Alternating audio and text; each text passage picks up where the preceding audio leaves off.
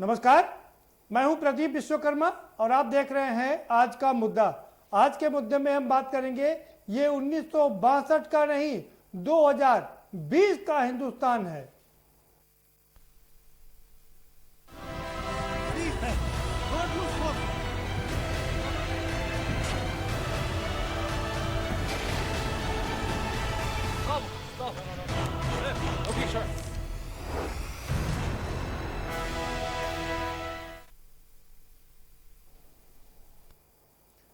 एक बार फिर से चाइना ने वही किया जिसके लिए वो जाना जाता है।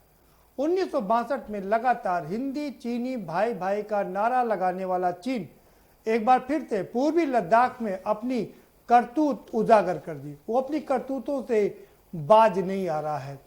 पूर्वी लद्दाख में वो लगातार घुसपैठ कर रहा है, काफी अंदर तक वो घुस आया और उसके बाद जब मीटिंग हो रही थी, कल रात में बात हुई और उस बातचीत के लिहाज से उसको पीछे हटना था। वो अभी पीछे हट ही रहा था कि अचानक से पलटवार किया और हमारे एक अधिकारी और 2 सिपाहियों को हिंसक झड़प में मार दिया। ये है चीन की होशियारी, चीन की चालाकी। चीन की होशियारी और चीन की चालाकी यही नहीं रुकी।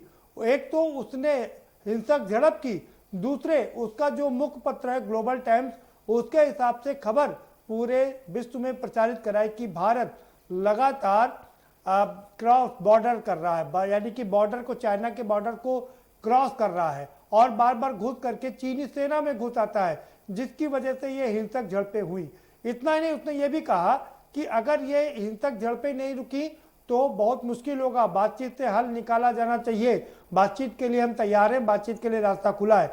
एक और बातचीत के जरिए रास्ता सुलझाने की बात कर रहा है और दूसरी ओर हमारे सैनिकों पर इस तरह से अटैक भी कर रहा है। हालांकि उसने उनके यहाँ छपी रिपोर्ट के हिसाब से उनके 5 सैनिक मारे गए हैं और 11 सैनिक घायल भी हुए हैं। हालांकि अभी इसकी पूरी तरीके से पुष्टि नहीं हो पाई है, लेकिन रिपोर्ट की माने तो चाइना को भी काफी नुकसान हुआ है। लेकिन सरहद पर यानी कि लद्दाख पर, पूर्वी लद्दाख पर टेंशन अभी बरकरार है और इस बीच देश में हमारे जो रक्षा मंत्री राजनाथ सिंह ने थल सेना अध्यक्ष, सीडीएस प्रमुख और विदेश मंत्री एस जयशंकर के साथ मिलकर के 2 बार मीटिंग की और 2 बार मीटिंग के बाद में प्रधानमंत्री को इन सब बातों से अवगत कराया। और इतना ही नहीं, अब फिर से एक बार बातचीत का सिलसिला शुरू हुआ, लेकिन चाइना जिस तरीके से अपनी हरकत कर रहा है वो बाज नहीं आ रहा है।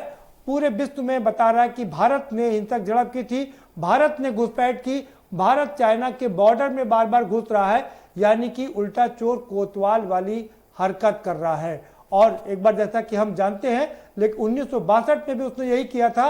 एक और हिंदी चीनी भाई भाई का नारा लगाया था और दूसरी ओर पीठ में छुरा घोंप दिया था। लेकिन अब शायद उसको इस बात का एहसास हो गया होगा, और नहीं हो गया है तो उसे हो जाना चाहिए कि ये 1962 का भारत नहीं है, ये 1920 का हिंदुस्तान है, जिसके लिए उसे नाक को चने चबाने पड़ेंगे। इसी पर हम चर्चा करेंगे। हमारे साथ में खास मेहमानों का पैनल जुड़ चुका है, हम उनसे आपका परिचय कराएंगे, लेकिन उससे पहले आपको एक रिपोर्ट दिखा देते हैं। जरा ये रिपोर्ट देखिए कि कल रात से आज तक घटा क्या क्या है, इसके बाद हम इस पर चर्चा करेंगे।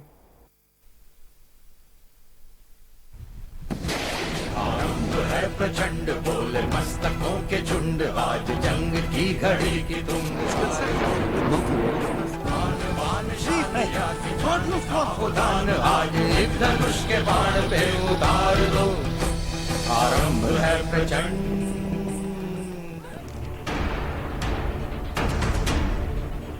हिंदुस्तान की खामोशी को चीन अगर कमजोरी समझता है तो भारतीय सेना के दमखम और शौर्य की ये तस्वीरें बताने के लिए काफी हैं कि सुधर जाओ, वरना सुधारने पर आ गए तो बड़ी मुश्किल होगी।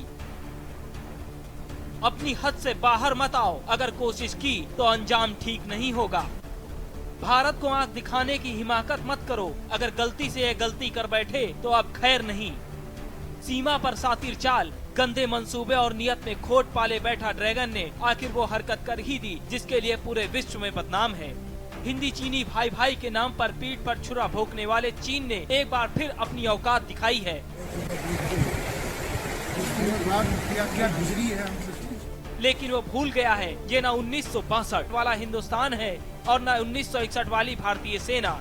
उस वक्त भी हमने चीन को ऐसा सबक सिखाया था जो लंबे वक्त तक नहीं भूला। अब फिर वो वक्त आ गया है जब चीन को ऐसा सबक सिखाया जाए जो 7 पीढ़ियां उसकी याद रखें, क्योंकि चीन ने लद्दाख में जो किया है उसकी कीमत उसे चुकानी ही होगी। भारत और चीन के बीच पिछले काफी वक्त से लद्दाख में जारी विवाद अब और भी गहरा गया है। सोमवार रात को दोनों देशों की सेनाओं के बीच हिंसक झड़प हुई। इस झड़प में भारतीय सेना के अफसर और 2 जवान शहीद हो गए। घटना तब हुई जब सोमवार रात को गलवान घाटी के पास जब दोनों सेनाओं के बीच बातचीत के बाद सब कुछ सामान्य होने की स्थिति आगे बढ़ रही थी। ग्लोबल टाइम्स के मुताबिक झड़प में चीनी सेना को भी नुकसान पहुंचा। चीन की तरफ से 5 सैनिकों की मौत हुई जबकि 11 जवान घायल हुए। इस झड़प के दौरान किसी भी तरह की गोली नहीं चली, यानी सिर्फ हाथापाई ही हुई थी। भारतीय सेना की ओर से जारी किए गए आधिकारिक बयान में कहा गया है, गलवान घाटी में सोमवार की रात को डी एस्केलेशन की प्रक्रिया के दौरान भारत और चीन सैनिकों के बीच हिंसक झड़प हुई। इस दौरान भारतीय सेना के 1 अफसर और 2 जवान शहीद हो गए। दोनों देशों के वरिष्ठ सैन्य अधिकारी इस वक्त इस मामले को शांत करने के लिए बड़ी बैठक कर रहे हैं। वहीं इस घटना के बाद चीन विदेश मंत्रालय का आधिकारिक बयान भी सामने आया। बीजिंग ने उल्टे भारत पर घुसपैठ करने का आरोप लगाया। अंतर्राष्ट्रीय समाचार एजेंसी AFP के मुताबिक बीजिंग का आरोप है कि भारतीय सैनिकों ने बॉर्डर क्रॉस करके चीनी सैनिकों पर हमला किया था। चीन विदेश मंत्रालय की ओर से कहा गया कि भारत ऐसी स्थिति में एकतरफा कार्रवाई न करे। आपको बता दें कि भारत और चीन के बीच मई महीने की शुरुआत से ही लद्दाख बॉर्डर के पास तनावपूर्ण माहौल बना हुआ था। चीनी सैनिकों ने भारत द्वारा तय की गई LAC को पार किया था और पेगोंग झील गलवान घाटी के पास आ गए थे। चीन की ओर से यहां पर करीब 5000 सैनिकों को तैनात किया गया था। इसके अलावा सैन्य सामान भी इकट्ठा किया गया था, जिसके जवाब में भारतीय सेना भी अपने पूरे दमखम के साथ चीन की चाल का हर जवाब देने के लिए अपने तंबू गाड़ लिए और ड्रैगन को ये समझा दिया कि बात झुकाकर बात नहीं होगी, आंख उठाकर भी बात नहीं होगी, बात होगी तो आंख से आंख मिलाकर बात होगी। न आंख झुकाकर बात करेंगे, न आंख उठा करके बात करेंगे, हम आंख में आंख मिला करके बात करेंगे। यानी अब वो वक्त आ गया है कि अब ड्रैगन का दम घोंट दिया जाए और मुंह तोड़ जवाब दिया जाए, क्योंकि अब पानी सिर के ऊपर जा चुका है। स्पेशल डेस्क के न्यूज।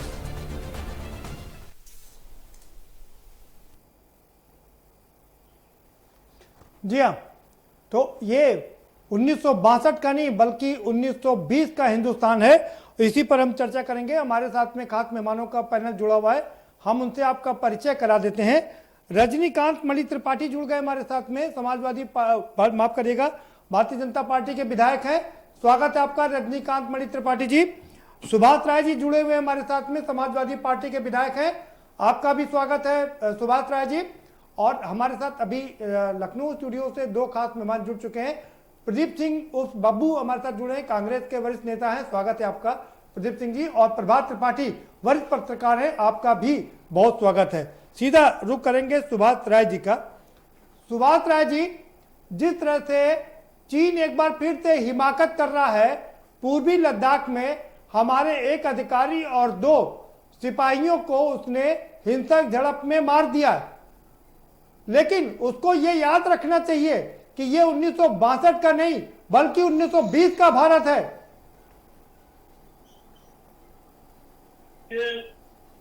चीन हमेशा से हमारा दुश्मन रहा है।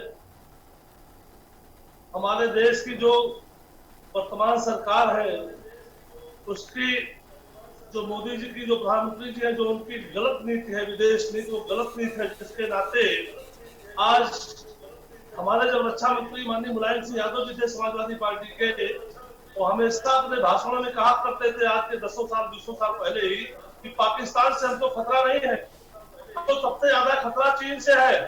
लेकिन लगातार हम उसको नजरअंदाज करते रहे। चीन हमेशा जो है भारत को अपना दुश्मन मानता है। आज जो हुआ है, जो घटना घटी है, उसके पीछे हमारे सरकार की जो गलत विदेश नीति है उसको नजरअंदाज किया। चीन को कभी जो है हमेशा गंभीरता से हम नहीं लिए और हमेशा जो है ये सरकार जो है भारतीय जनता पार्टी की केवल भारत पाकिस्तान से अगर जरा सा कुछ होता है तो इसको हिंदू मुसलमान के नाम पर बांटने का काम करती है, अपना सत्ता हासिल करने का काम करती है, हमारी सत्ता बनी रहे। लेकिन आज देखिए इसी गलत नीति के चलते नेपाल भी जो हमें हमेशा हमारा, मैं तो मेरी उम्र 55 साल की हो गई लेकिन नेपाल से हमारी बहुत ही अच्छी दोस्ती थी। आज नेपाल भी हमसे मोड़ रहा है, आज नेपाल भी चीन की तरफ देख रहा है। पाकिस्तान तो हमारा दुश्मन है ही, लेकिन सबसे नंबर 1 का दुश्मन हमारा जो है चाइना है। और लगा चाइना हमेशा भारत की सीमा में लगातार घुसता चला आ रहा है, हम उसका जवाब नहीं दे पा रहे हैं। आज जो स्थिति है, जो भारत सड़क बना रहा है और उस सड़क पे चीन को लग रहा है कि उस पर तो चूंकि विमान उतरने की व्यवस्था है, हेलीकॉप्टर उतरने की व्यवस्था है, चीन को खतरा लग रहा है। चीन को केवल एक बहाना ढूंढ रहा है कि कैसे भारत को हम अलग थलग करें अन्य देशों से। लेकिन ये सब जो है हमारी जो वर्तमान सरकार है, लगातार चीन जो हमको परेशान कर रहा है, चीन हमको मजबूर कर रहा है, लेकिन इसके बाद भी वर्तमान सरकार ध्यान नहीं दे रही है। केवल थोड़ा सा मामला अगर पाकिस्तान से होता है तो इतना होता है मीडिया से लेकर के हर जगह। हम चीन को हमेशा जो है नंबर का दुश्मन नहीं मानते हैं, जबकि दुश्मन हमारा चीन है। ठीक है, आप जुड़े रहिए। सुभाष राज जी, दोबारा से आपका रुख करेंगे, प्रदीप सिंह जी का रुख करें। प्रदीप सिंह जी, चाइना अपनी हरकतों से बाज नहीं आ रहा है वो, और एक बार नहीं 1962 के से कई बार वो लगातार इस तरह की हिमाकत कर चुका है और अब तो पानी सर से ऊपर चढ़ गया है। निश्चित तौर पर प्रदीप जी, चीन का इतिहास रहा है हमेशा उसकी नीति दोहरी नीति रही है। बात तो दोस्ती की करता है और पीठ में छुरा भोंकने की जो उनकी आदत है वो लगातार चलती रही है। हाँ, 62 में भी जब हम हिंदी चीनी भाई भाई की बात कर रहे थे तो उस समय भी चीन ने हमारी पीठ पे छुरा भोंकने का काम किया था। हमने उसके सामने 67 में जवाब दिया, 67 में 2 बार जवाब दिया, 87 में जवाब दिया। और आज की स्थिति में चीन भारतीय सेना के मुकाबले चीनी सैनिक बहुत ही कमजोर स्थिति में है, प्रोफेशनल नहीं है, और जो वो ऐसी सेना है जिनके पास अब करीब 89 के बाद से आज तक कोई युद्ध लड़ने का कोई अभ्यास उनके पास नहीं है। हमारी भारतीय सेना है जो लगातार युद्ध अभ्यास में हो, चाहे कश्मीर के बॉर्डर की स्थिति पर रही हो, चाहे चाइना की स्थिति रही हो, हर जगहों पे हम लगातार युद्धरत हमारे सैनिक रहे हैं। तो अनुभव के मामले में भी भारतीय सैनिक चाहे चीनी सैनिकों से ज्यादा मजबूत हैं। और निश्चित तौर पर चीन के इस दोगली नीति का करारा जवाब होना चाहिए। देश के प्रधानमंत्री से देश की आवाम का निवेदन है, चीन को मुंहतोड़ जवाब दिया जाना चाहिए। देश की सेना भारत की सरकार के साथ खड़ी है। आज स्थिति यह है कि आज कभी चीन हमारे सैनिकों पर हमला कर रहा है, कभी नेपाल हमारे नागरिकों पर हमला कर रहा है, कभी पाकिस्तान इस तरह की बातें कर रहे हैं। हमें अंदरूनी तौर पर भी यह तय करना होगा कि हमारे पड़ोसियों से हमारे रिश्ते कैसे होंगे। हमें अपने रिश्तों पर भी पुनर्विचार करना होगा। लेकिन आज की स्थिति में चीन को करारा जवाब देना जरूरी है। देश के प्रधानमंत्री से हमारा निवेदन है कि आप निश्चित तौर पर चीन की इस दोगली नीति का करारा जवाब दें। देश आपके साथ खड़ा है। ठीक है, हमारे साथ प्रभात त्रिपाठी भी जुड़े हुए हैं, वरिष्ठ पत्रकार। प्रभात जी, क्या कहेंगे, जिस तरह से चीन दोगली हरकत करता है, 1962 से लेकर के लगातार उसने ये हरकतें की और एक बार खुद से उसने बॉर्डर क्रॉस किया, लेकिन आरोप लगा रहा कि भारत चाइना के बॉर्डर को क्रॉस करके आ रहा है और ये हिंसक झड़प उसी का ही नतीजा है। देखिए प्रदीप जी, हम लोग 62 के भारत की या जो भी भारत की बात कर रहे हैं, हमें वो बात नहीं करनी है। हमें अब 2020 के भारत की बात करनी है। हम जिस तरीके से लगातार चाइना को जानते हैं कि चाइना जो है दोहरी नीति अपनाता है और वो पेट में छुरा भोंकता है, तो हम अभी जो 6 महीने से वहां चीन में लगातार जो एक भारी मतलब जो है बवाल खड़ा हो गया था, 6 महीने से ये पूरी स्थिति चल रही है जो वहां बॉर्डर पे पूरी चल रही है। हमारे जो हाई लेवल की जो मीटिंग हुई अभी, उस मीटिंग में और जिस तरीके से मीटिंग की ब्रीफिंग हुई और वहां पे जो लोग वहां गए थे हमारे कमांडर से, उन्होंने जो फीडबैक दिया वो ये लगा कि वहां पे माहौल सब ठीक ठाक है और हम उसको संभाल ले जाएंगे। हमारी जो डिप्लोमेटिक या हमारी जो भी चीज, देखिए जब मोदी जी किसी भी मामले में सीधे चीन के राष्ट्रपति से बात कर सकते हैं, तो उन्होंने बड़े इसको हल्के में लिया कि कमांडर लेवल पे ये मामला हल हो जाएगा। 3800 की जो हमारी पूरी सीमा रेखा है चीन की, चाहे वो अरुणाचल से शुरू होकर लद्दाख तक जाती है, जिस तरीके से चीन बार बार हिमाकत कर रहा है और पाकिस्तान के सह पे, देखिए यहां पे जिस तरीके से पाकिस्तान ने बालाकोट के बाद जो एक जवाब बनाया था पाकिस्तान पे पीओके वाला, और जो कोविड के बाद जो चाइना आइसोलेट हुआ पूरे विश्व के अंदर, तो चाइना को इस पूरे मामले को एक डाइवर्ट करना था भारत की तरफ। और ये चीन का जो सीमा विवाद है, ये आज का नहीं है, ये बहुत पुराना सीमा विवाद है। मैं ये कहता हूं कि सरकारें आती हैं और चली आती हैं। अब सरकार जो 6 साल की जो सरकार है उसको जवाबदेही है, करेंट इस समय जो भारतीय जनता पार्टी की सरकार है उसकी जवाबदेही है मोदी जी की, कि जो ये हमारे एक अधिकारी और जो 2 लोग शहीद हुए हैं, चाइना में कभी नहीं होता था। 75 के बाद 45 साल बाद आज जिस तरीके से चाइना ने वहां पे पत्थर, कटीले तार और वहां पे जो लकड़ी पे कीड़े लगा के जो कल रात में हिंसक झड़पें की हैं, ये एक छोटा मामला नहीं है, ये बहुत बड़ा मामला है। ये युद्ध की एक तरीके से बिल्कुल उन्होंने एक सायरन बजा दिया। आपको देखिए, आपने 4 मार दिए, 5 मार दिए या हमारे 3 चले गए, ये एक सोल्यूशन नहीं है। सवाल इस बात का है कि हम चीन को किस तरह आइसोलेट करें। आप चीन को कूटनीतिक आधार पे भी, डिप्लोमेसी आधार पे भी आप बात कर सकते हैं। आप उनके जो चाइनीज सामान है, आप लोकल से वोकल बात तो करते हैं, लेकिन आप उसका पालन नहीं कर पाते हैं देश की जनता में। अब चीन को आप तोड़ सकते हैं, चीन की कमर आप तोड़ सकते हैं, लेकिन आज जो ये चीन ने हिमाकत की है, ये बिल्कुल मैं इसको एक इस तरीके से रूप में देख रहा हूं कि अगर भारत ने चुपचाप इसको सह लिया तो चीन और हिम्मत करेगा।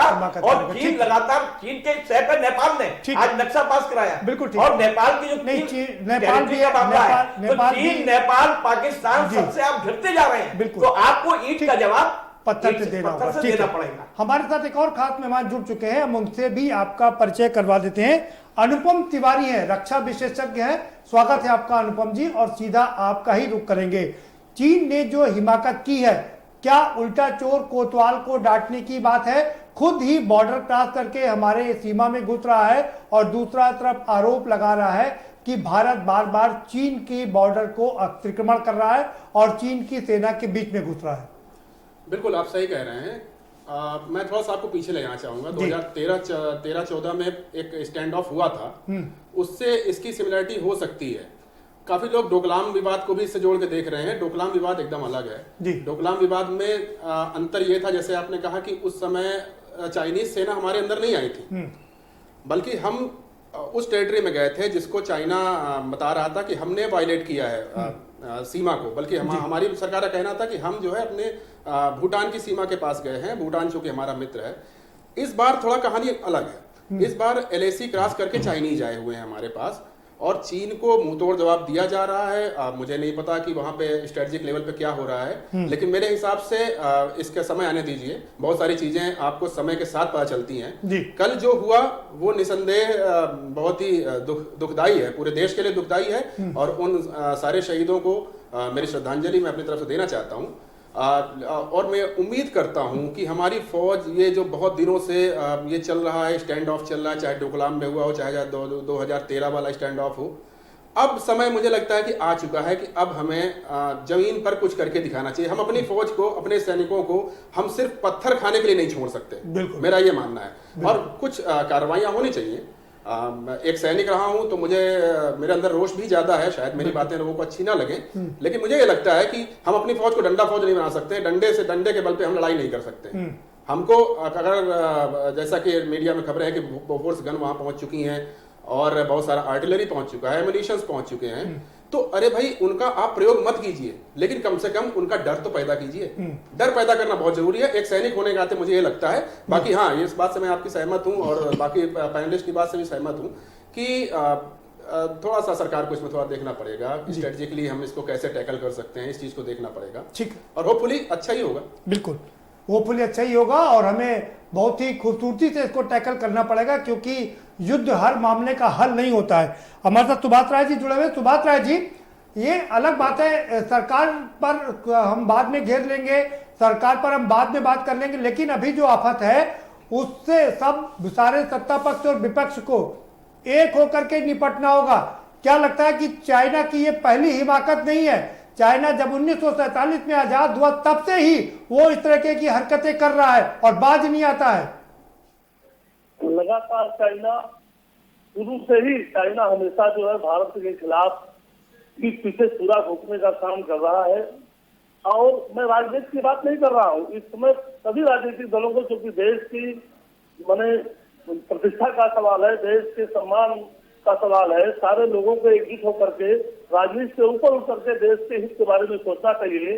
मैं इसलिए कह रहा हूँ कि हमारे माननीय प्रधानमंत्री जी जिस तरह से बार बार पाकिस्तान का ही नाम लेते हैं कि पाकिस्तान ही हमारा दुश्मन है, लेकिन चाइना हमेशा जो है, चाइना को क्यों उपयोग करते हैं? चाइना हमारा सबसे बड़ा दुश्मन है, हमारा नंबर 1 का दुश्मन है। हमारे रक्षा मंत्री माननीय मुलायम सिंह यादव जी हमेशा, चाहे वो पार्लियामेंट रही हो चाहे मीटिंग रही हो, हमेशा यात्रा करते थे कि चाइना हमारा सबसे बड़ा दुश्मन है। बिल्कुल सुभाष राय जी, आप बात बिल्कुल ठीक कर रहे हैं। एक ही नेता है देश में मुलायम सिंह यादव जो लगातार चेताते रहे हैं कि हमारा सबसे बड़ा दुश्मन चाइना है। इस बात में कोई शक नहीं है, क्योंकि वो कभी भी जब वो रक्षा मंत्री रहे तब भी उन्होंने चाइना को अपना दुश्मन नंबर 1 माना। लेकिन कारण क्या है कि क्यों हम उसको रोक नहीं पा रहे हैं? चाइना आज एक बड़ी महाशक्ति बन गया है, लेकिन भारत उससे कहीं कम नजर नहीं है, भारत कहीं उससे कम नहीं है। यही तो समझ में नहीं आता है कि हमारे माननीय मोदी जी प्रधानमंत्री जी चाइना को क्यों इग्नोर करते हैं।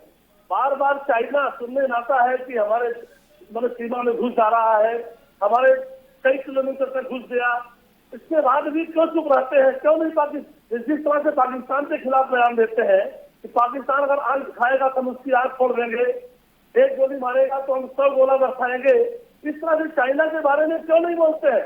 ये मेरे समझ में नहीं आता है कि पता नहीं क्यों चाइना से इतनी जगह हमारे प्रधानमंत्री जी को चाइना। भाई सुभाष राय जी, हम आपको ये समझना पड़ेगा, सुभाष राय जी हमें ये समझना पड़ेगा कि हमको अपनी क्षमता पर भी भरोसा रखते हुए, लेकिन ये समझना पड़ेगा कि हम कैसे उससे निपटें। उसके लिए पूरी रणनीति बनानी पड़ेगी, क्योंकि युद्ध कोई आसान काम नहीं है। युद्ध में दोनों तरफ से नुकसान होता है। जी रणनीति बनानी पड़ेगी, लेकिन आज कौन सी ऐसी परिस्थिति आ गई, सारे पड़ोसी देश हमसे नाराज होते चले जा रहे हैं। नेपाल हमारा इतना अच्छा पड़ोसी देश था, यहाँ तक कि दोनों देशों में आने जाने के लिए वीजा नहीं लगता ये चाइना की एक रणनीति है? आपको नहीं लगता ये चाइना की एक रणनीति है? जिस तरह से चाइना अपने आर्थिक अर्थ के बल पर सारे देश में अपने पैर पसार रहा है, श्रीलंका का टापू कब्जा कर लिया, खरीद लिया उसने, और सारे देश पर वो अपनी अर्थ के माध्यम से कब्जा करता जा रहा है। आपको नहीं लगता कि ये वही एक चाल है? नेपाल भी उस चाल में फंस गया है। बिल्कुल चाल है, इसको तो चाइना को सारे लोगों को मिल करके बिल्कुल अलग थलग कर देना चाहिए। आज देखिए इतनी बड़ी महामारी जो पैदा हुई है कोरोना, आज जो पूरी दुनिया के सारे देश संकट में है, ये चाइना की ही देन है। चाइना को तो सारे देशों को मिल करके उसको बिल्कुल अलग थलग कर देना चाहिए। चाइना किसी के भी पीछे जो है, किसी के भी पीठ में चूल्हा जोड़ सकता है। इसलिए हमारे माननीय प्रधानमंत्री जी को चाहिए, हम सारे राजनीतिक दल के लोग, देश की जहाँ रक्षा का सवाल है, देश की सम्मान की बात है, सारे राजनीतिक दल को एक होकर के चीन का मुंहतोड़ जवाब देना चाहिए। आज जो चीन हमारे देश के एक अधिकारी का और 2 सैनिकों का जो इस तरह से कत्ल कर दिया है, उसको मार डाला है, और हमारे 32 सैनिक को लापता है, अभी तक उनकी सूचना नहीं मिल पाई है। इस पर हमको गंभीर होकर के तत्काल इसका जवाब चाइना को मुंहतोड़ जवाब देना चाहिए, ये मेरी राय है। ठीक है, सुभाष राय जी बने रहिए हमारे साथ। एक ब्रेक का हो गया, एक ब्रेक लेंगे और ब्रेक के पार आएंगे तो ये समझने की कोशिश करेंगे कि क्या चाइना ने इस बार बहुत ही सूझबूझ तरीके से घेराबंदी करने की कोशिश की है। पहले उसने नेपाल को अपने साथ मिलाया, नेपाल ने हमारी घेराबंदी की, कुछ क्षेत्रों पर कब्जा करने की कोशिश की, और उसके बाद पाकिस्तान लगातार फायरिंग कर रहा है, पाकिस्तान लगातार सेल्फ गोले दाग रहा है, और तीसरी तरफ चाइना ने अपने पैर पसारना शुरू कर दिया है। तो क्या इस बार चाइना पूरी रणनीति के साथ उतरा है? ये अलग बात है, लेकिन इन सब के बीच चाइना को ये समझ लेना चाहिए कि ये 1962 का भारत नहीं है, ये 1920 का भारत है, और उसको मुंह तोड़ जवाब मिलेगा। चर्चा जारी रखेंगे, लेकिन एक छोटे से ब्रेक के बाद।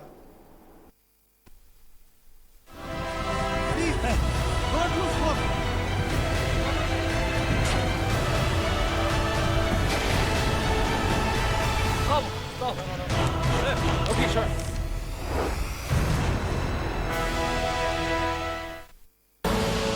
आप देख रहे हैं के न्यूज, खबरों का सारथी। You know it's only a drill, and yet you train like it is the real thing. Because one day, at a second's notice, it will be. One day, you'll come together as an invincible team. And every second you save will be a life saved. The Indian Air Force is looking for an exceptional team. A team that is truly a cut above. Join the Indian Air Force to be a cut above. न कूटनीति की बात, न राजनीति का युद्ध, हम आप सब कोरोना के विरुद्ध। कोरोना का जिक्र है, हमें आपकी फिक्र है। कोरोना अपडेट भी दिखाते हैं, उससे लड़ना भी सिखाते हैं। देखिए फिक्र आपकी, रात 9 बजे TV9 भारतवर्ष, अब तो सब देख रहे हैं। Mount Litra Z School, Unnao, #1 in academics, #1 in sports, best teachers, best result, smart classroom, best transport facility, world class infrastructure के साथ Mount Litra Z School, Unnao। खुदी को आजमाया है तो ये अंदाज आया है, खुदी को आजमाया है तो ये अंदाज आया है। तुम में भी मैं हूं, शुद्ध प्लस पान मसाला। कोरोना संकट काल में के न्यूज इंडिया की देशवासियों से अपील है कि हम जाति धर्म को भूलकर कोरोना को हराने में एक साथ खड़े हों, जरूरतमंदों की मदद करें। कोरोना के खिलाफ जंग में हम अपना योगदान दें। हम सब मिलकर लड़ेंगे और मिलकर जीतेंगे। केबल ऑपरेटर्स जो पहुंचाते हैं आप तक हमारी हर बात, सजगता और समझदारी जिनकी है पहचान, जो है कोरोना योद्धा, जो है जिम्मेदार। इन कोरोना योद्धाओं को के न्यूज का सलाम। आप हैं तो हम हैं, आपके बिना हम कुछ नहीं। देश भर के केबल ऑपरेटर्स कोरोना योद्धाओं का के न्यूज की तरफ से हार्दिक अभिनंदन। कानपुर में करोड़ों की बेशकीमती जमीन हड़पने का खेल।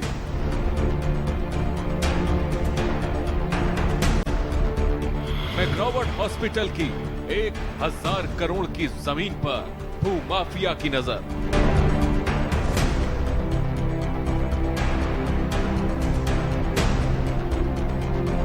भूमाफिया सफेद पोश गठजोड़ चल रहा शतरंजी चाले।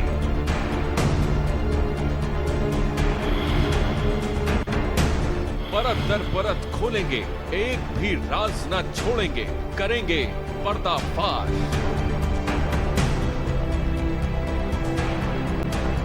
सिर्फ के न्यूज पर मिलेगा हर समस्या का समाधान। विवाह में बाधा, जीवन में वास्तुशास्त्र का प्रभाव, शिक्षा में ग्रह नक्षत्रों का प्रभाव, कारोबार में आने वाली हर बाधा का, जिंदगी में ग्रह नक्षत्रों का प्रभाव, नौकरी में बाधा। देखिए हर समस्या का समाधान लाइव विद आचार्य लंकेश।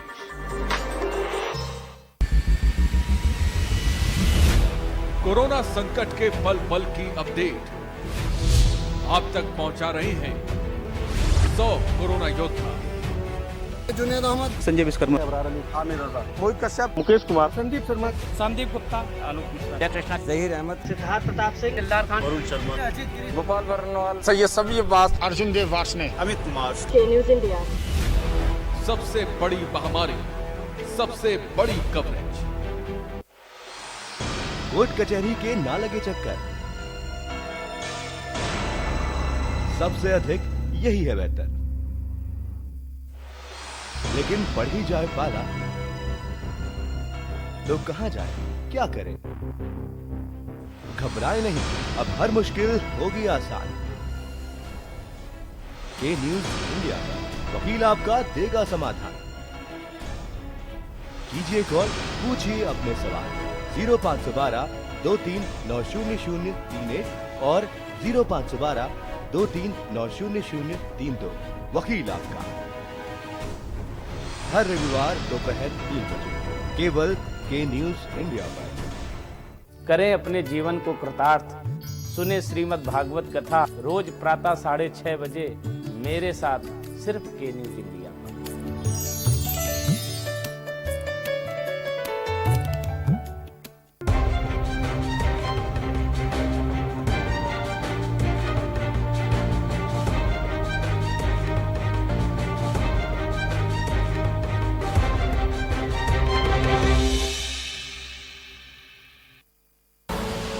आप देख रहे हैं के न्यूज, खबरों का सारथी।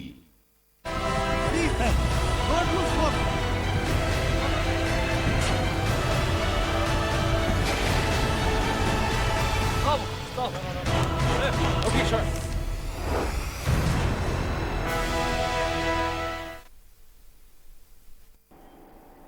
जी हाँ, ये 1962 का नहीं बल्कि 2020 का भारत है और हम इसी पर चर्चा कर रहे हैं। हमारे साथ खास मेहमानों का पैनल जुड़ा हुआ है।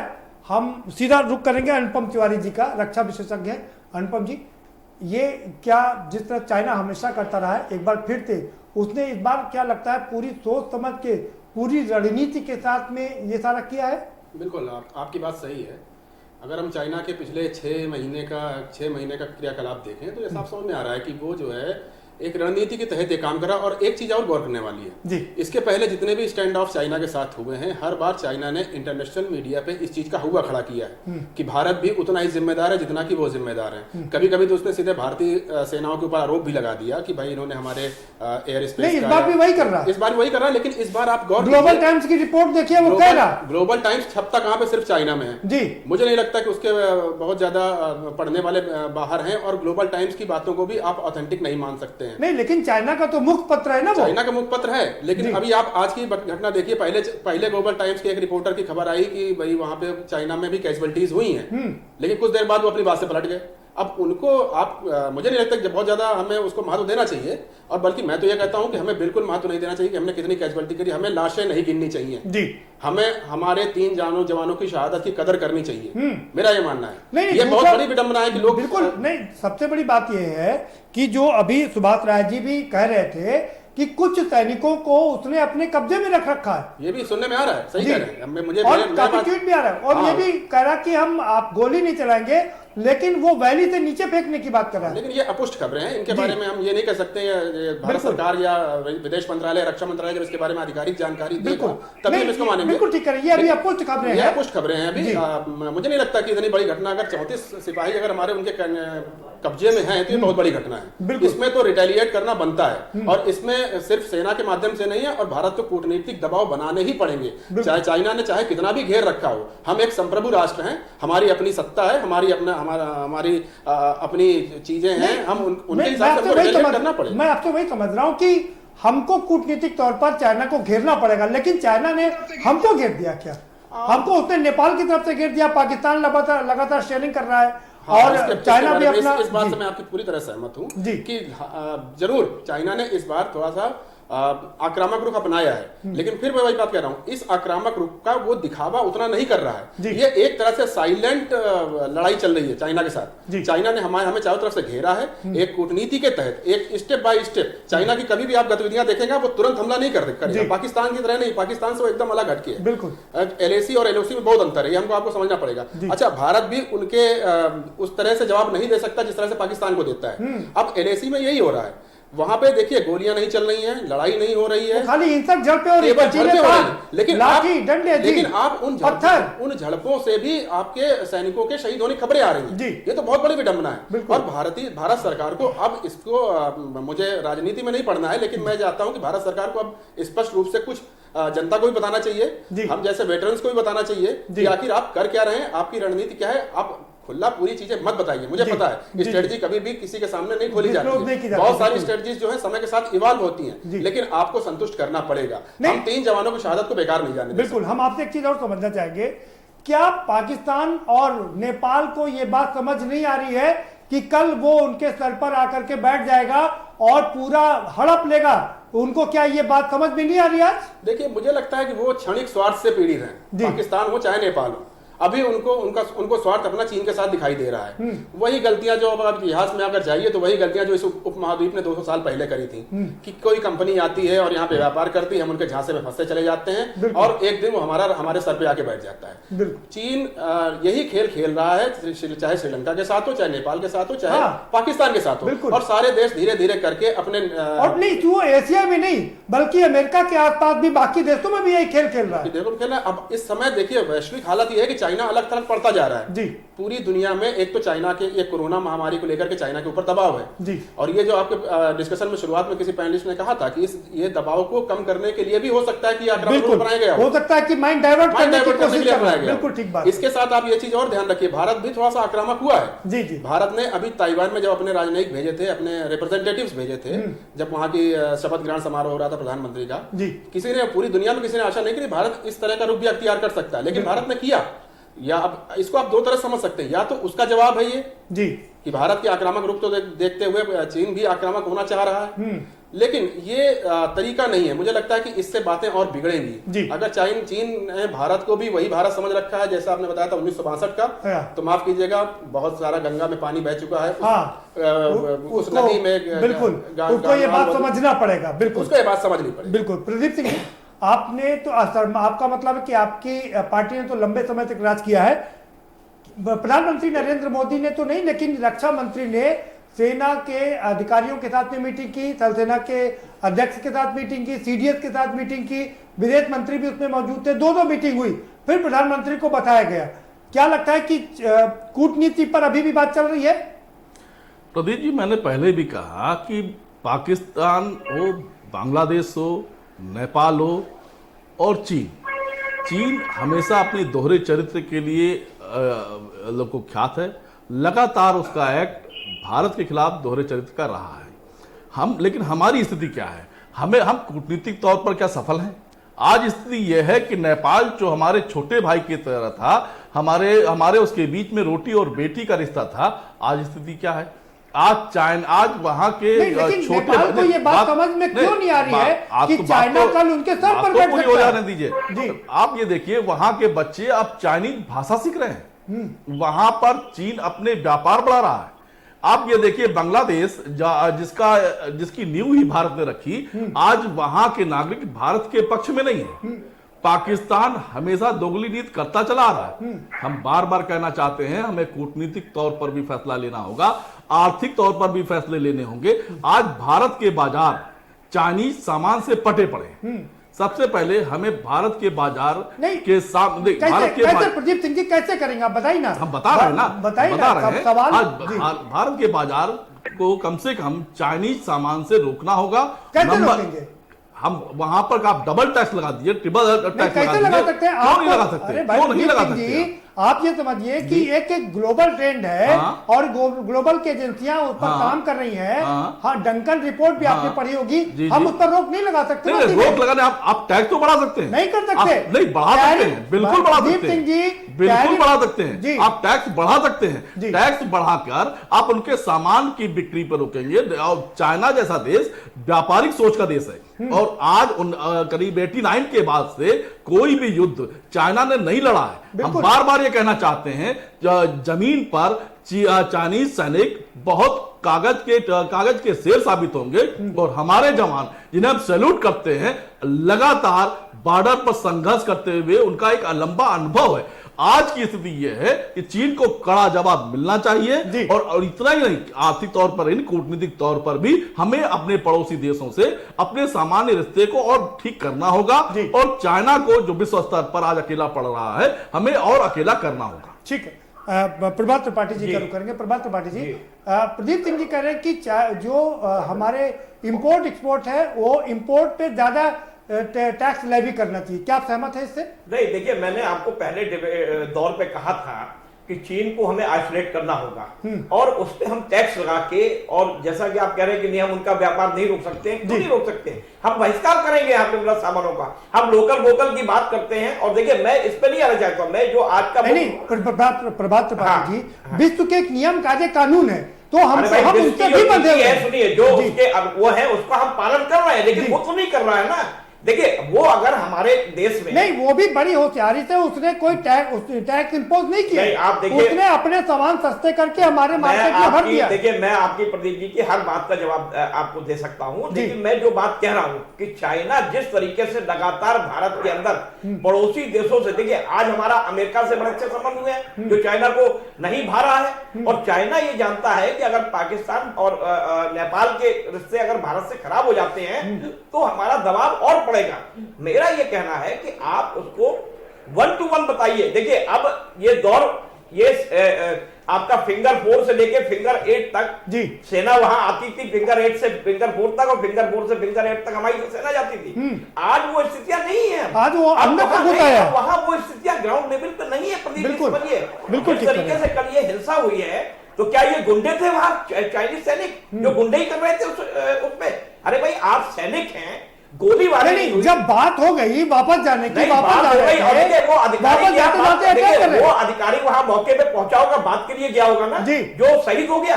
तो क्या चाइनी आर्मी क्या गुंडा हो गई है? अगर वो गुंडा आर्मी हो गई है तो भारत के प्रधानमंत्री मोदी को अब चुप नहीं बैठना चाहिए। ये मीटिंग हो रही है, डिप्लोमेटिक सारी चीजें मैं मानता हूं कि रक्षा मंत्री है, सीडीएस है। जब हमारा सीडीएस मौजूद है, बिपिन रावत जी हैं, और तीनों फोर्सेस हमारी सेना वहां अलर्ट है, ऐसा नहीं सेना नहीं है, सिर्फ इशारे की बात है कि हमें इशारा करना है।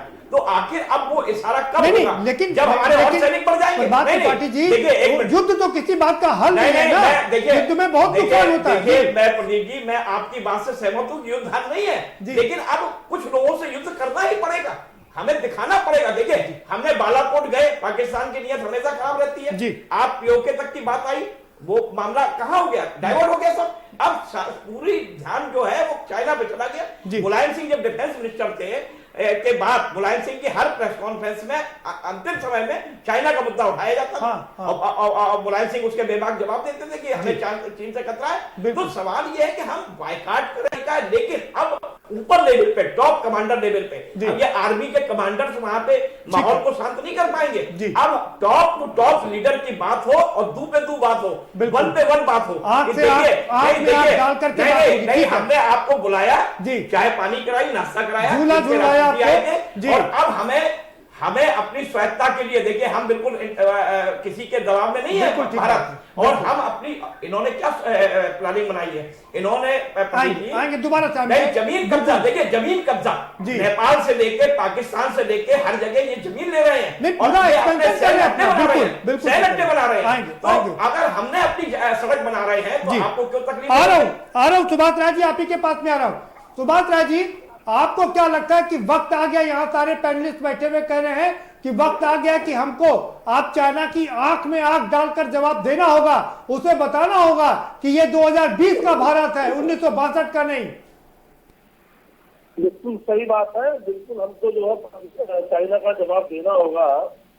लेकिन हम जब जानते हैं कि चाइना हमेशा हमको जो पूरा रोकने का काम करता है, इसके बाद भी हम सब जानते होने के बाद भी, अभी देखिए हमारे देश में जो सरदार पटेल की मूर्ति बनी है, लगी हुई है, हमारे प्रधानमंत्री जी ने लगवाया है, वो कहाँ से बन करके आई है? चाइना से बन करके आई है।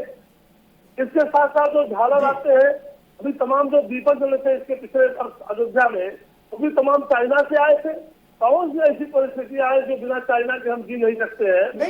चाइना से हम जानते हैं मूर्ति तो तब बनवाई गई थी जब चाइना से ये टेंशन नहीं चल रही थी, तो ये व्यापारिक लेन देन भी होता है। नहीं ठीक है, लेकिन इसके बाद भी जबकि चाइना हमेशा 1962 से लेकर के अब तक हमेशा जो है हमारे पीठ में चूड़ा घोंपने का काम करता है।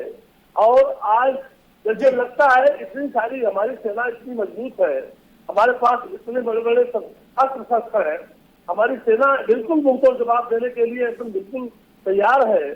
तो क्यों नहीं हम जो एक बार, हमेशा जो हमको परेशान करता है, हमारी सीमा में घुस रहा है, 1 किलोमीटर तक रोज हमेशा हर साल पढ़ने में आता है, हर 4 से 5 महीने की चाइना ने इतना कब्जा कर लिया भारत पर। लेकिन इसके बाद भी हम जितना ध्यान पाकिस्तान में दे रहे हैं, सुभाष राय जी, युद्ध कई स्तर पर लड़ा जाता है, एक कूटनीतिक स्तर पर भी युद्ध लड़ा जाता है और एक मानसिक स्तर पर भी युद्ध लड़ा जाता है, एक आमने सामने की लड़ाई होती है। क्या आपको नहीं लगता कि अगर युद्ध हुआ तो ये विश्व युद्ध में कन्वर्ट हो सकता है और पूरे प्लेनेट को, पूरे विश्व को नुकसान हो सकता है? मैं नहीं चाहता हूँ स्थिति सबसे संबंध हमारा अच्छा रहे, मैं नहीं चाहता हूँ। लेकिन जो चाइना आज दुनिया को तबाह किया है, चाहे कोरोना जैसी बीमारी हो, चाहे हर मामले में, तो हमको चाहिए माने जो हमारी जो तमाम इस तरह की नीति संबंध है उससे बिल्कुल समाप्त कर लेना चाहिए। हमें जरा चाइना का मोह नहीं होना चाहिए। लेकिन इसके बाद भी जो तमाम आज अभी हमारे पिछले वक्ता कर रहे थे अभी कि आज पूरी बाजार भारत में जो चाइना के सामानों से पटी हुई है, हमारे पास भी तमाम ऐसे संसाधन है, सामानों को हम बना सकते हैं। हमारे तमाम ऐसे बेरोजगार हैं तो उसको करके जो दिखा सकते हैं। लेकिन सुभाष राय जी, सवाल ये है, चाइना अपने सस्ते लेबर और बढ़िया टेक्नोलॉजी के दम पर अपना पूरा सामान दूसरे देशों में डंप कर देता है, जबकि दूसरे देश ऐसा नहीं कर पाते हैं। नहीं, बिल्कुल कर पाते हैं। हमारे भारत की टेक्नोलॉजी इतनी आगे है, इतनी अच्छी है, आज हमारे यहाँ हो सकता है। जो चाइना में ऐसा नहीं, जो चाइना बनना हमारे नहीं बन सकता। लेकिन हमको गौर करना होगा। हमको तमाम जो हमको चाइना लगातार तबाह कर रहा है, हम सारे दलों को पार्टी से ऊपर उठ करके आज चाइना बिल्कुल जो है हमारे ऊपर एकदम गलत निगाह से देख रहा है। तमाम हमेशा चाहता है कि भारत को हमेशा डिफीट कर दे, अलग थलग कर दे भारत को। अभी देखिए परमाणु परीक्षण हुआ था पिछले दिनों, सबसे ज्यादा विरोध जो है चाइना ने ही किया था भारत का। इन सारी चीजों को समझने के बाद भी हम चाइना से बिल्कुल हमको संबंध बिल्कुल पूरी तरह से समाप्त कर लेना चाहिए। और इस मुसीबत की घड़ी में आज समझिए इस तरह से जो स्थितियां हैं, इस पर हम सभी लोगों को चाइना का मुंहतोड़ जवाब देना चाहिए। उसी की सत्ता में मेरा कहना है। बिल्कुल ठीक कह रहे हैं सुभाष राय जी। हम आपकी दो बातें पूरी तरीके से इत्तेफाक रखते हैं कि सारे विपक्ष को सत्ता पक्ष के साथ में खड़े होकर के चाइना को जवाब देना चाहिए और सबको मिलकर के ये काम करना चाहिए। लेकिन पूरी तरीके से संबंध खत्म कर लेना शायद ये मुनासिब नहीं होगा। दोबारा से आपके पास में आएंगे, अनुपम जी से इस बात को समझने की कोशिश करेंगे। अनुपम तिवारी जी, सुभाष राय जी कह रहे हैं कि हमको पूरी तरीके से संबंध विच्छेद कर लेना चाहिए, क्या आप इत्तेफाक रखते हैं? मैं पूरी तरह से इत्तेफाक नहीं रखता हूँ। आज की दुनिया में आप यही मैं कह रहा था, अलग नहीं सकते हैं। देखिए हमें थोड़ा प्रैक्टिकल सोचना पड़ेगा। बिल्कुल, जैसे सेना हर चीज को प्रैक्टिकल समझती है जी। अब आप देखिए, वापस मुद्दे पे आते हैं, चाइना का बाइकाट करना नहीं करना, ये बहस कहीं और चली जाएगी इसके ऊपर। मुद्दे पे आते हैं। देखिए मुद्दा ये है कि वहां पर गालवन घाटी के आसपास जो भी चीजें हो रही हैं, अब उसके बाद आगे क्या होगा। तो देखिए साहब, मेरा सीधा सा ये मानना है कि सेना वहां पे सजग है जी। सेना ने अपने हथियार या जो भी रिक्वायरमेंट्स हैं सब वहां पे धीरे धीरे करके जमा कर लिए। बिल्कुल, और जरूरत पड़ने पर लगता है कि यही कारण है कि सड़कें बना दी गई हैं, आर्टिलरी वहां पर पहुंच गई है, और तो चाइना को अब लग गया है कि अब आसान काम नहीं है। देखिए विवाद की जड़ तो वहीं पर है ना। जब भारत ने LAC के समानांतर अपनी एक सड़क बनाना शुरू कर दिया, वो चाइना ने देखा, चाइना से उसको बर्दाश्त नहीं हुआ। इसके साथ ही साथ कुछ महीने पहले लद्दाख में भारत ने अपने फाइटर एयरक्राफ्ट उतार दिए और वहां पे लगातार एक्सरसाइज वगैरह कर रहे हैं। तो वो भी चाइना देकर उससे भय खा रहा है। हमको ये मानना पड़ेगा सेना की तरफ से सजगता पूरी तरह से है जी। हम उस फ्रंट पे हमको चिंता करने की कोई जरूरत नहीं है। बिल्कुल ठीक है। आज हमारे कैजुअलिटीज हुई हैं, एक कर्नल मारे गए हैं, कमांडिंग अफसर मारे गए हैं, और कमांडिंग अफसर का मारा जाना एक यूनिट के लिए बहुत बड़ी बात है। लेकिन हाँ, अब चूंकि LAC है इसलिए सेना को वहां पर फ्री हैंड नहीं है। आपको देखना पड़ेगा, सेना वहां पे चाह कर भी जब तक अपने राजनीतिक नेतृत्व से उसको दिशा निर्देश नहीं मिलेंगे तब तक वो वहां पर इस तरह कदम नहीं उठाएगी।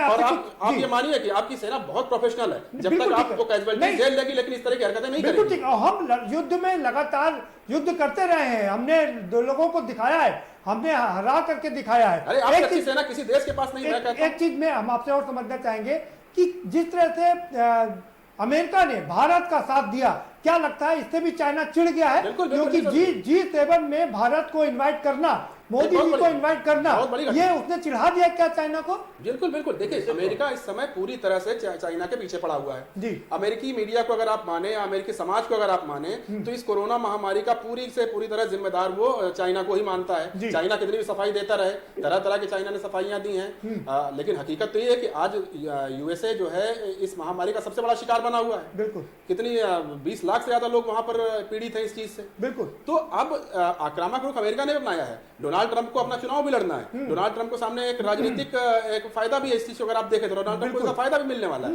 क्योंकि अमेरिका में चुनाव हमेशा लड़े गए हैं। पिछले कई चुनावों से हम देख रहे हैं कि चुनाव के जस्ट पहले एक उनको बताया जाता है वहां की जनता को कि देखिए हमारा ये दुश्मन है, बिल्कुल, और हम इस दुश्मन से इस तरह से लड़ रहे हैं, इस तरह से लड़ रहे हैं, अपनी स्ट्रेटजीज बनाई जाती है। इस बार जो उसने रुख अपनाया वो दक्षिण कोरिया की जगह चाइना को सामने रख के किया कि चाइना हमारा दुश्मन है, चाइना 500 खरब डॉलर खा रहा है और हम उसको मुंह तोड़ जवाब दे रहे हैं, उसको अलग थलग कर रहे हैं। इसमें भारत को एक जिम्मेदार देश होने के नाते अमेरिका की बातों को भी सुनना जरूर चाहिए। इस बात से प्रसन्न भी होना चाहिए कि अमेरिका हमको आज तवज्जो दे रहा है, बिल्कुल, लेकिन हाँ उस चीज को ही अपने ऊपर सर पे नहीं।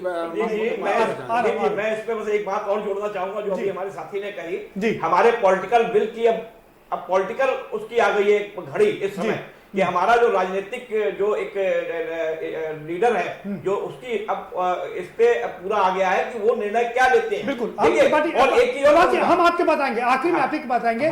पहले जरा प्रदीप सिंह जी आप क्या करना चाहिए, अब क्या इस वक्त सरकार को क्या करना चाहिए और कैसे देख रहे हैं आप इस स्थिति को? प्रदीप जी, भारत की हमेशा एक नीति रही है, हम गुटनिरपेक्ष रहे हैं जी। कहीं ऐसा तो नहीं G7 में जाने के चक्कर में कहीं हम अमेरिका के पक्ष में चले जा धीरे धीरे बढ़ते जा रहे हैं क्या? भारत की नीति नई सरकार बदलने जा रही है क्या? हमें ये देखना होगा। हमारा अपना अस्तित्व रहा है, हम हमेशा गुटनिरपेक्ष रहे हैं। इसके साथ हमें अपने पड़ोसी देशों से अपने रिश्ते ठीक करने के साथ साथ चीन को सिर्फ लाल आंखें दिखाने की जरूरत नहीं है, अब कड़ा जवाब देने की जरूरत है। प्रधानमंत्री जी लाल आंखें दिखाना बंद करिए, कड़ा जवाब। ठीक है, प्रभात जी फाइनल कमेंट आपका। मैं ये कहूंगा कि फॉरेन पॉलिसी जो हमारी है उस पर थोड़ा सा ध्यान दें और सबसे बड़ा डोजियर एक देना पड़ेगा चीन को, ये बताना पड़ेगा कि भारत वो 1962 का ना होके 2020 का है, लेकिन दिखाई देना चाहिए जनता के सामने कि अब हमारा जो निर्णय होने जा रहा है आने वाले समय में कहीं चाइना फिर हिमाकत ना करे और ये छोटी छोटी जो घटनाएं जिस तरीके से उनके सैनिकों ने गुंडे किए वहां पे और हमारे सैनिकों को मारा है, इसका जवाब उनको लेना चाहिए हमारे विदेश मंत्रालय को। और छोटी मोटी बातचीत से ये मामला रफा-दफा नहीं हो जाना चाहिए। बिल्कुल, जिस तरीके से पाकिस्तान में हुआ था कि हमारे सिर कलम कर दिए गए थे और बाद में हमारे 46 सैनिक मारे गए। बाद में आप गए डोकलाम, आप वहां गए, वहां बालाकोट किया आपने, लेकिन ये बालाकोट और उसकी बात नहीं है। बात यह है कि बड़ा डोजियर हमें देना होगा चाइना को कि देखिए अब आप सतर्क हो जाइए और अब हम आपको छोड़ेंगे। बिल्कुल, बहुत शुक्रिया आप सभी मेहमानों का हमारे साथ इस चर्चा में शामिल होने के लिए, बहुत शुक्रिया।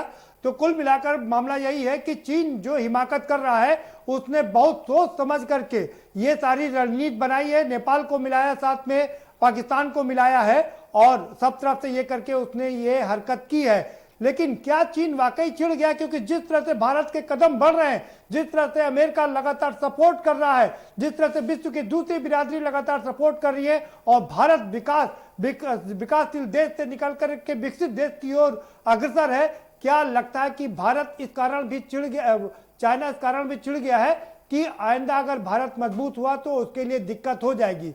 और लेकिन चाइना को यह समझ लेना चाहिए, मैं फिर कह रहा हूं कि ये 1962 का भारत नहीं है बल्कि 2020 का भारत है और उसे ये बात याद रखनी होगी। फिलहाल इस कार्यक्रम में इतना ही। आप हमें दीजिए इजाजत और बाकी खबरों के लिए देखते रहिए के न्यूज इंडिया।